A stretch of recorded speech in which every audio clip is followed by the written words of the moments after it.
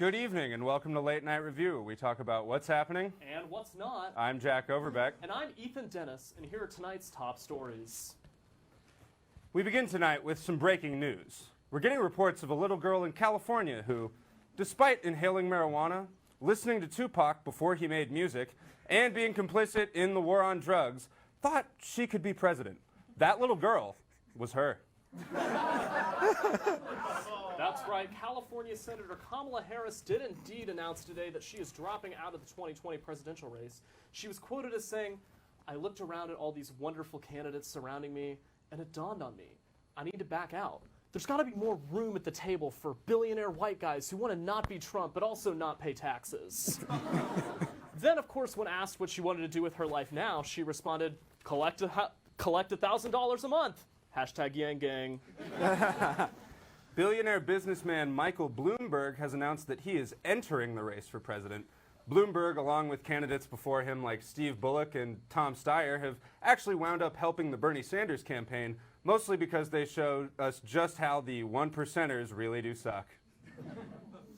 The Trump White House has revoked press credentials for Bloomberg News reporters because of the organization's decision to not investigate 2020 Democratic presidential candidates, which includes the company's founders. All right, I know, guys, it sounds like a First Amendment violation, but, let's be honest, it kind of makes sense. No one wants the name Bloomberg anywhere near the White House. As Bernie Sanders vies for the Democratic nomination, his campaign has received support from various celebrities such as Danny DeVito and Ariana Grande. Meanwhile, President Trump has received backing from the Stay Puft Marshmallow Man and the Jolly Coal Giant, while Pete Buttigieg has received resounding support from the loaf of white bread in my pantry. A Japanese department store has begun requiring women workers to wear badges indicating whenever they're having their period.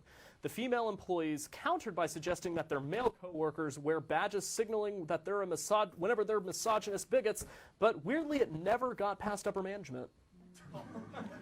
This past week, Disney provided a special advanced screening of Star Wars Episode 9, The Rise of Skywalker, for a terminally ill fan who is not predicted to live long enough to see the film's release. The fan shared his reaction, saying, "I am just so very, very happy," he continued, "that I won't have to listen to everyone's damn opinion about it."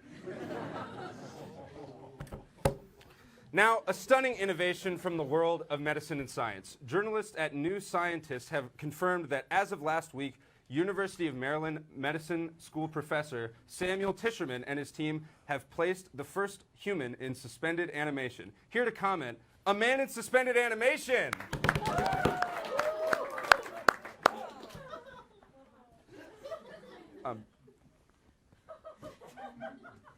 Hello, sir.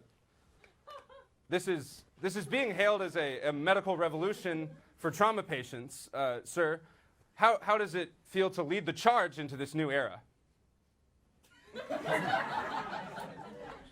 A lot of people are wondering what it's like to be in suspended animation. Can you offer any insight? Do you have any regrets about the procedure?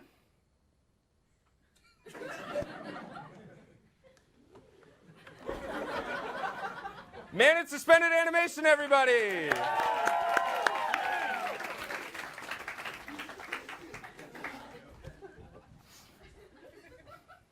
Saturday Night Live star and the You and Thank You Next, Pete Davidson, recently announced that he's now requiring audience members to sign non-disclosure agreements before seeing his new live show. It's like Bill O'Reilly, except you give him the money when you sign the NDA.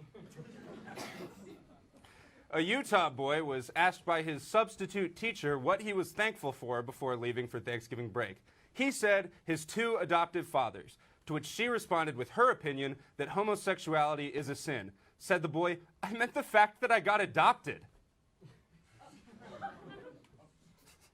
Mariah Carey's All I Want for Christmas Is You was recently declared in Europe to be the most annoying Christmas song of all time.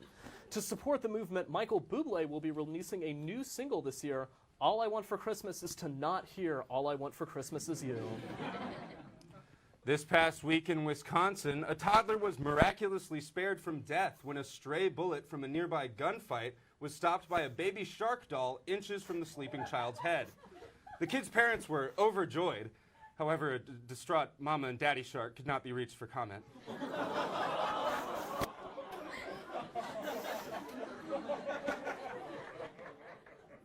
Elon Musk, the only billionaire not running for president, is going to court over his July 2018 tweet calling a British rescue worker who helped rescue the trapped Thai soccer team from the cave a, quote, pedo guy.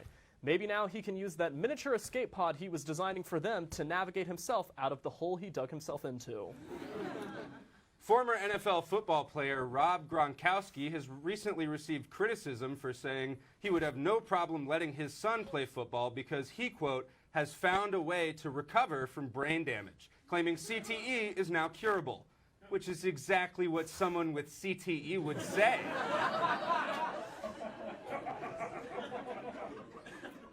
Papa John's CEO and founder, John Schnatter, made his first public appearance in an interview last Wednesday after being canned for racist comments last year.